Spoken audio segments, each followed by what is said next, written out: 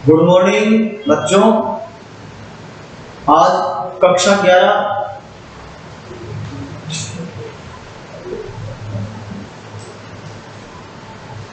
विशेष संगीत, कक्षा 11 में विशेष संगीत के बारे में पढ़ेंगे। पिछले व्याख्यान में आपको पढ़ाया है नाद, स्वर, सप्तक, राग, राग की जाति, नाद के लक्षण आदि चीजें मैंने आपको पढ़ाई है। आज अपन बात करते हैं गायन में एक विशेष चीज होती है लय। लय गायन को बांधे रखती है, आपको एक आकलन देती है, गाने का अंदाज देती है, उसको अपन लय कहेंगे। लय कितनी प्रकार की होती है उसके बारे में पढ़ेंगे। लय 3 प्रकार की होती है, विलंबित लय, मध्य लय और द्रुत लय। 3 प्रकार की लय होती है। ये संपूर्ण ब्रह्मांड लयात्मक है, अर्थात लय से परिपूर्ण है। हर चीज में गति है, लय है। जैसे प्रकृति में हवा, बादल, जल, सब चीजें अपना अपना नियम से, लय से काम करती है, गति से काम करती है। जैसे सूरज का निकलना, तारों का टिमटिमाना, चांद का निकलना, इस तरह से लय एक महत्वपूर्ण चीज है जिंदगी में। सभी के जीवन में महत्वपूर्ण चीज है लय। गति जिसको कहते हैं, रफ्तार जिसको कहते हैं। किसी की तेज रफ्तार है, किसी की मध्यम रफ्तार है, किसी की बहुत धीमी है। चलने की ले लो, खाने की ले लो, बोलने की ले लो, काम करने की ले लो। अपन कोई काम भी करते हैं तो उसको बोलते हैं लय। उसकी जो गति होती है काम करने की, उसको लय बोलते हैं। जैसे मैं बात कर रहा हूँ, मेरे बात करने की भी एक लय है, गति है, इसको भी लय कहेंगे अपन। मेरा चलने का ढंग है, चलने की गति है, उसको भी लय कहेंगे। खाना खाने का हमारा एक तरीका है, गति है एक, उसको भी लय कहेंगे। तो ये जो पूरी सृष्टि है ये लयात्मक है, लय है, इसके अंदर एक गति है। उस गति को ही अपन कहेंगे लय। तो सबसे पहले अपन लय की परिभाषा पढ़ेंगे। लय, लय शब्द है लय। संपूर्ण ब्रह्मांड लयात्मक है, तो उसकी परिभाषा पढ़ेंगे अपन। संपूर्ण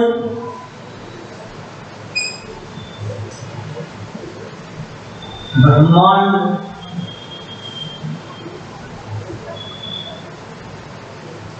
लयात्मक है। मैंने आपको बताया कि संपूर्ण ब्रह्मांड लयात्मक है। संपूर्ण ब्रह्मांड में लय है, गति है। ठीक है। झरना भी बहता तो उसके अंदर गति होती है अपने वेग के अनुसार। ये नहीं कि थोड़ी दूर तो बहुत फास्ट चल लिया और थोड़ी सी दूर धीरे धीरे चल लिया। जैसी गति होती है जल की, वहां पर उस हिसाब से चलता है। अगर जल की गति वहां पर तेज बहाव की है तो वहां तेज बहाव से उसी लय से नीचे गिरेगा। ये नहीं कि पानी 50 फीट ऊपर से गिर रहा है तो आधी दूर तो आप बहुत गति से आया, आधी दूरी में आप बिल्कुल धीरे से गिरा, ऐसा नहीं है। एक उसकी निश्चित गति है, निश्चित लय है। पानी एक समतल में बह रहा है, बिल्कुल समतल धरातल पर, तो उसमें भी उसकी गति एक चलने की, एक गति से चलता है, एक लय से चलता है। हवा चलती है तो हवा भी अगर तेज चलती है तो उसमें भी एक गति होती है, धीमी चलती है तो उसमें एक लय होती है, गति होती है, एक नाद होती है। नाद की परिभाषा बताई थी आपको। नाद का मतलब है आवाज, उसमें एक ध्वनि होती है। मैंने ये कहा था लयात्मक होता है, स्वरात्मक, लयात्मक।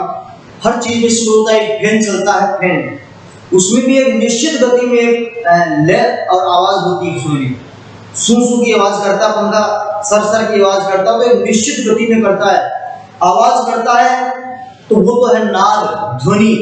और जो घूमता है एक निश्चित गति के अंदर, उसको कहेंगे लय। तो ये लय और नाद पूरे ब्रह्मांड में है, पूरी सृष्टि के अंदर है, और उसी से ये लय निकली है, ये नाद निकली है, आवाज निकली है। तो संपूर्ण ब्रह्मांड लयात्मक है। प्रकृति का प्रत्येक उपादान लयात्मक अनुभूति से झंकृत है। प्रकृति का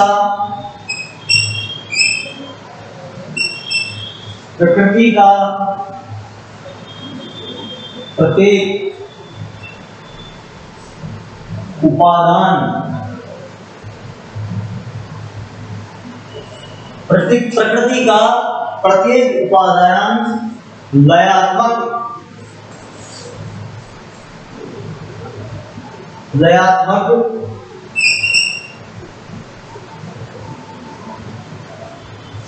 अनुभूति से संबंधित है।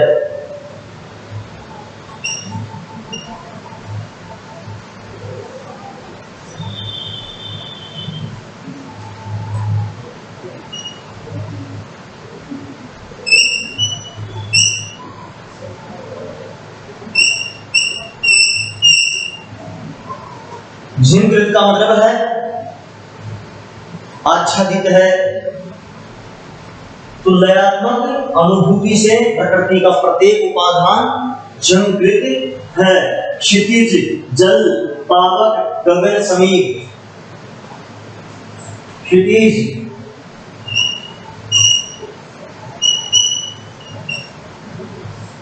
गगन, जल, पावक, समीर।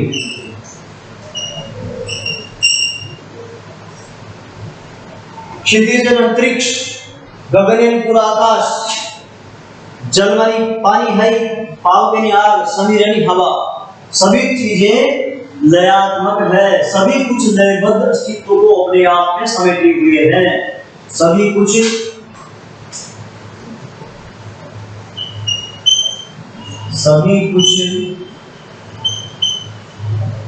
यानी इन सब चीजों के अंदर लय है। ये सभी चीजें लयबद्ध होकर के कार्य करती हैं। सभी कुछ लयबद्ध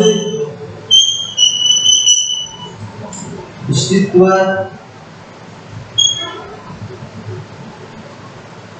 सभी कुछ लयबद्ध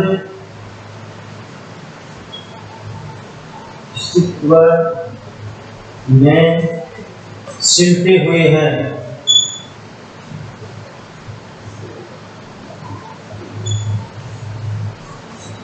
ये सभी चीजें हैं, सभी कुछ लयबद्ध अस्तित्व में सिमटे हुए हैं। इसको अस्तित्व भी कह सकते हैं। अस्तित्व में सिमटे हुए हैं। प्रकृति को देखिए, उसका प्रत्येक क्रियात्मक लयबद्ध है। प्रकृति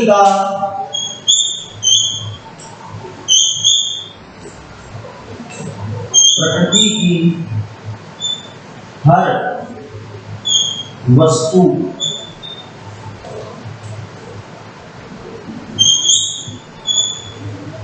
लयात्मक है।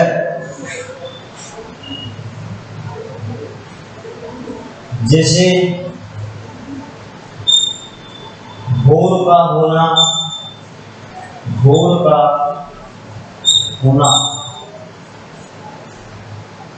चांद का निकलना, तारों का टिमटिमाना। भोर का होना,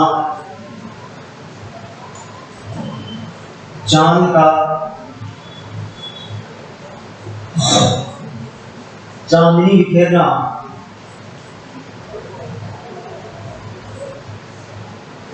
चांदनी बिखेरना,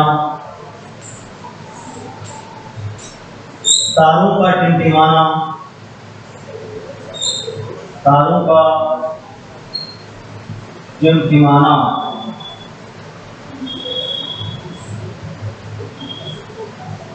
तारे टिमटिमाते हैं तो आपने देखा होगा, इसमें भी एक गति होती है, लय होती है। बिल्कुल ऐसा लगता है जैसे तारे अपने आप टिमटिमा रहे हैं।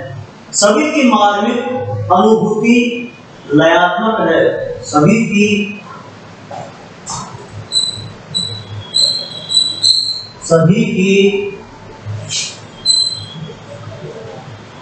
मार्मिक अनुभूति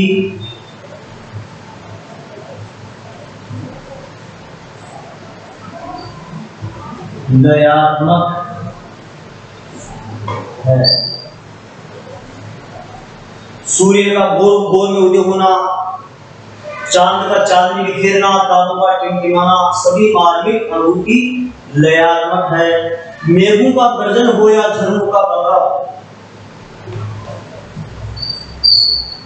मेघों का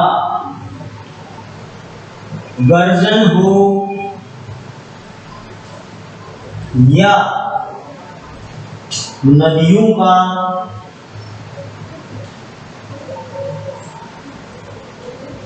कलरव, कलरव करके आवाज को, आवाज करने को कलरव कहा जाता है।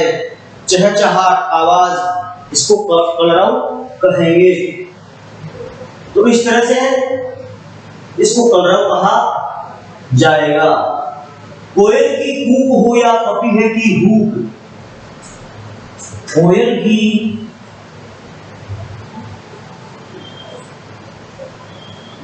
कूक हो या पपीहे की कूक,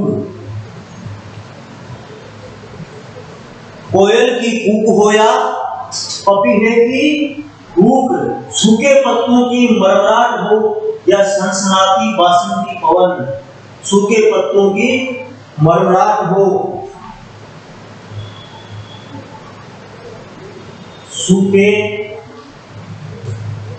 पत्तों की मरमराहट हो या बसंती, यानी सूखे पत्ते अपन देखते हैं गिर जाते हैं तो वो भी लय में एक आवाज करते हैं, एक निश्चित गति में, एक निश्चित लय के अंदर वो आवाज करते हैं। या बसंती सनसनाती पवन, या बसंती सनसनाती पवन,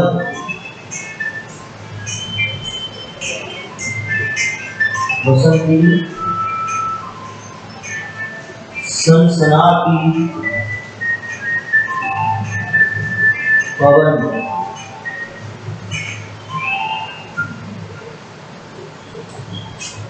कोई भी चीज ले लो, कोई भी चीज ले लो, पवन ले लो या कुछ भी ले लो, इस तरह से सभी की क्रियाएं लयात्मक है।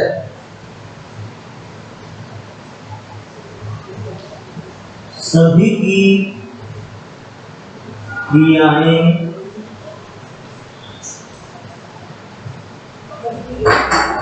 लयात्मक है, यानी सभी चीजें लयात्मक है। ये जो मैंने बताई है कौन कौन सी है, ये पूरी जो पूरा ब्रह्मांड है, ये पूरा ब्रह्मांड लयात्मक है। प्रकृति का प्रत्येक उपादान लयात्मक है और उसकी झंकृत को अनुभूत करता। क्षितिज गगन जल पावक समीर सभी कुछ लयबद्ध अस्तित्व में सिमटे हुए हैं। प्रकृति की हर वस्तु लयात्मक है, जैसे भोर का होना, चांद का चांदनी बिखेरना, तारों का टिमटिमाना, सभी की मार्मिक अनुभूति लयात्मक है। मेघों का गर्जन हो, नदियों का कलरव, कोयल की कूक हो या पपीहे की हूक, सूखे पत्तों की मरमराहट हो या बसंत की सनसनाती पवन, सभी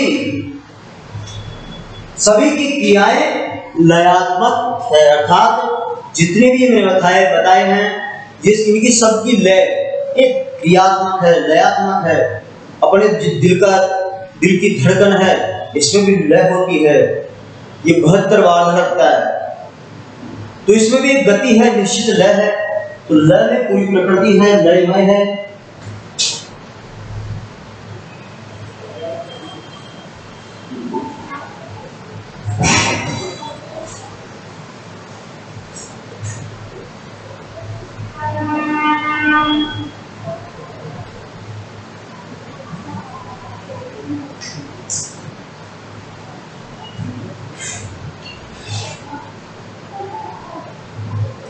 जहां तक मनुष्य जीवन का संबंध है तो फिर सांसों की सरगम हो या हृदय की धड़कन, जहां तक मनुष्य जीवन का संबंध है, जहां तक इसी में है या आगे, इसी की लाइन है आगे, जहां तक मनुष्य जीवन का संबंध है,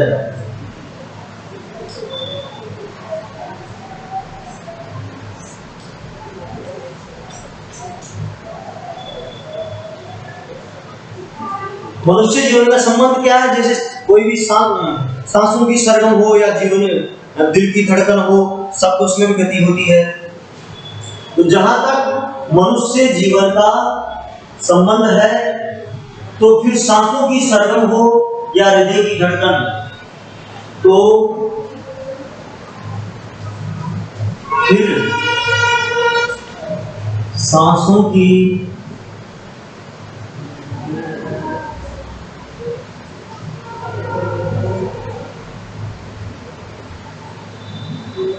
सरगम हो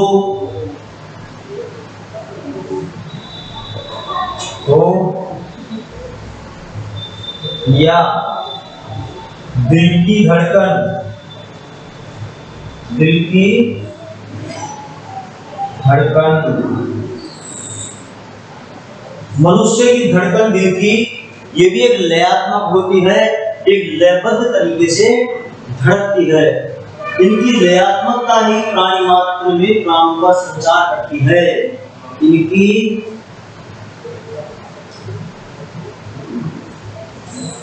लयात्मकता ही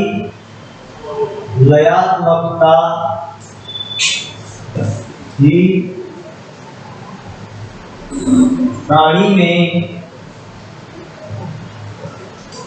जीवन का संचार करती है, जीवन का संचार करती है। मैंने भी बताया कि दिल की धड़कन 1 मिनट में 72 बार धड़कती है। अगर आप समझो सोचो कि आपके दिल की धड़कन कम ज्यादा हो जाती है, कम हो जाती है, तो डॉक्टर के पास तुरंत पूछते हैं, डॉक्टर ने बता दिया कि हृदय की धड़कन कम है, ये तो जाने वाला है। तो जहां आपकी लय, हृदय की धड़कन की लय जनी कम हो गई, आपकी बंद हो गई, समझ लो आपकी सांसें रुक गई। तो इस प्रकार से ये मानव जीवन है, ये भी लयात्मक है। मनुष्य की सांसें भी, सांस भी एक लय में आती है। इस सांस की लय, इस सांस की सरगम भी रुक गई, समझ लो मनुष्य की जीवन की गाड़ी रुक गई और सांस निकल गई। तो मनुष्य, इसकी लयात्मकता ही प्राणी मात्र में प्राणों का संचार करती है या जीवन का संचार करती है। इसीलिए हम संगीत साधक सदैव नाद रूपता रसरंजनी में सरस्वती के सदैव नित्य भजन करते हैं।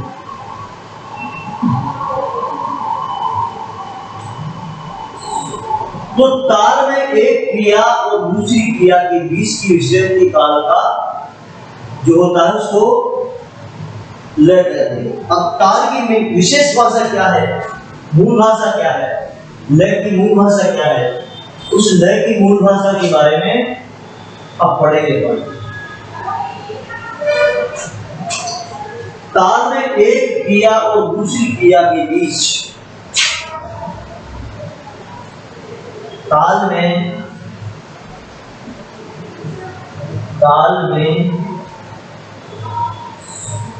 एक क्रिया से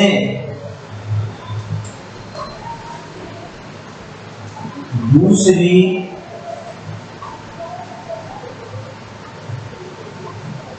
क्रिया के बीच, क्रिया के बीच के विश्रांति काल।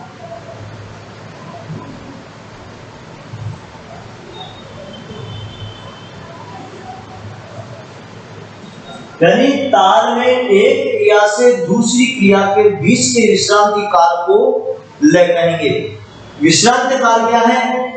रुकना या बीच की जो दूरी है, इन दोनों के बीच की दूरी को विश्रांति का काल, जो पहली क्रिया का विस्तार है। विश्रांति काल जो पहली क्रिया का विस्तार है, जो पहली क्रिया का विस्तार है।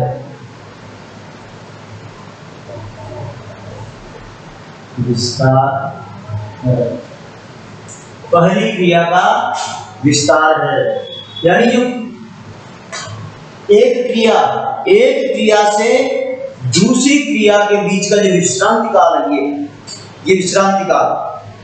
ये विश्रांति काल पहली क्रिया का विस्तार है। ये पहली क्रिया है, यहां से यहां तक ये पहली क्रिया का विस्तार है।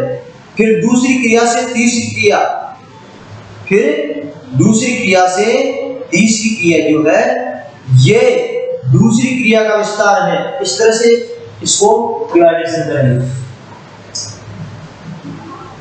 विस्तार है वो लय कहलाता है।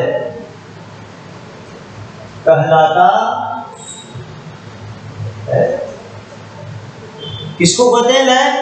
कि ताल में एक क्रिया से दूसरी क्रिया के बीच के विश्रांति काल जो पहली क्रिया का विस्तार है, वो लय कहलाता है।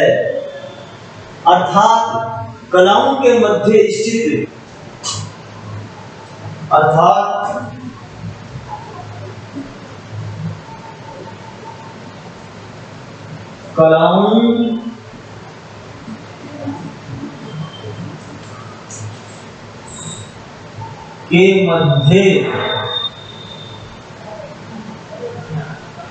कलाओं के मध्य स्थित कला की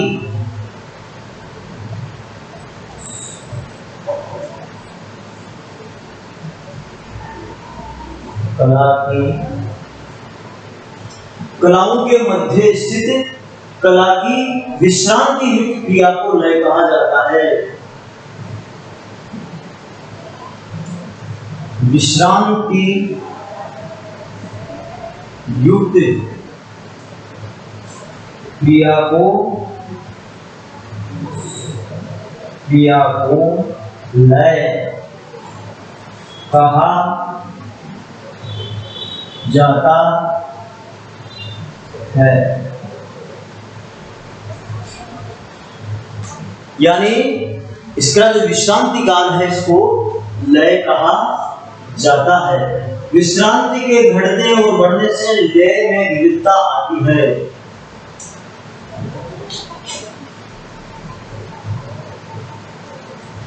विश्रांति को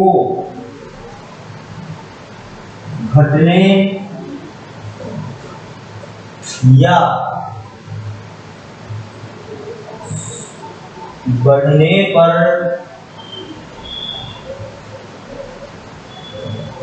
लय में विविधता आती है। विविधता आती है। पर लय घटती और विश्रांति काल कम ज्यादा हो जाता है। पहली मात्रा का विश्रांति काल 10 सेकंड का है, दूसरी मात्रा का विश्रांति काल 5 सेकंड का या 7 सेकंड का है, तो लय में विविधता आ जाती है, गति अस्थिर हो जाती है। इसी कारण से लय में विविधता नहीं होनी चाहिए। और इसी विविधता को तीन प्रकार से बांटा जा सकता है। इसी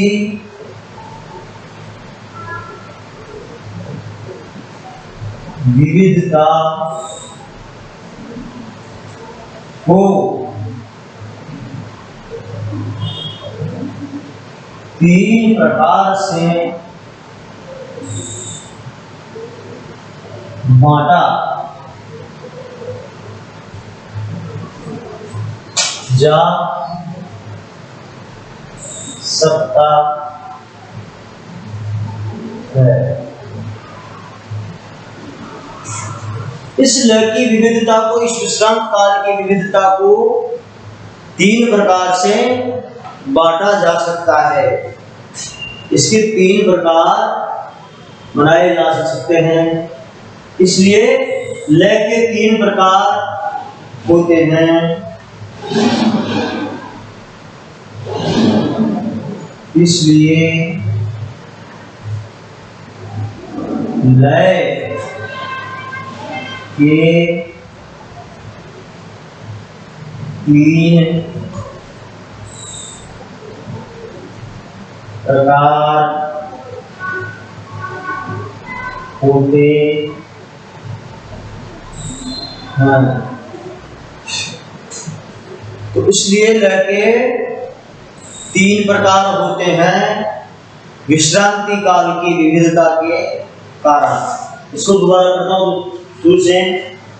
ताल में एक क्रिया से दूसरी क्रिया के बीच के विश्रांति काल को पहली क्रिया का विस्तार है, वो लय कहलाता है। अर्थात कलाओं के मध्य से कला की विश्रांति युक्त क्रिया को लय कहा जाता है। विश्रांति के घटने या बढ़ने पर लय में विविधता आ जाती है। इसी विविधता को तीन प्रकार से बांटा जा सकता है। इसलिए लय के तीन प्रकार होते हैं। तो लय के कितने प्रकार बताए मैंने? लय के तीन प्रकार बताए हैं कि पूरी प्रकृति, पूरा ब्रह्मांड लयात्मक है, लय से युक्त है। भोर का निकलकर सूर्य का उदय होना, चांद का उदय होकर के चांदनी बिखेरना, तो रात होते तारों का टिमटिमाना, और अपने दिल की धड़कन है इसका गति से धड़कना। तो दूसरा है कोयल की कूक, पपीहे की हूक, झरने का कलकल बहना, पत्तों का झड़ना, पत्तों का हिलना, पत्तों का आवाज करना, गति से हिलना, हवा का गति से चलना, जल का प्रवाह गति से होना। अगर जहां फास्ट बहता है पानी तो उसको द्रुत लय कहेंगे, द्रुत लय। और मध्यम गति से बहता है उसको मध्य लय कहेंगे। और जहां बिल्कुल धीरे धीरे ठहर ठहर के पानी जहां पर बहता है उसको विलंबित लय कहेंगे। तो ये लय की विविधता है। जहां विश्रांति काल, एक क्रिया से दूसरी क्रिया के बीच का विश्रांति काल बढ़ जाता है, बढ़ते ही वहां लय में विविधता आ जाती है। लय में विविधता आते ही लय के तीन प्रकार बढ़ जाते हैं। जो फास्ट गति से, दिल की धड़कन अगर फास्ट गति से चल रही है तो वो लय हो जाएगी द्रुत लय, फास्ट तीव्र लय, गति से चलने वाली। और थोड़ा उससे आधी हो गई, द्रुत की आधी हो गई, वो मध्य लय होगी। और मध्य लय की जहां आधी हो गई तो वहां पर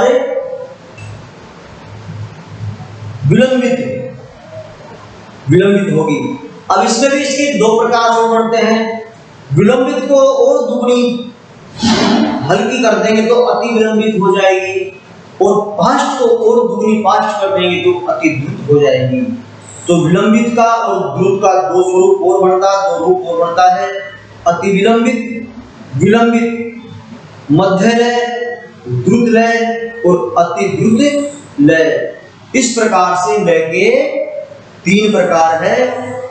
और विलंबित, इसके विलंबित के और द्रुत के 5 प्रकार बना सकते हैं, पर मुख्य प्रकार से 3 प्रकार की लय मानी गई है।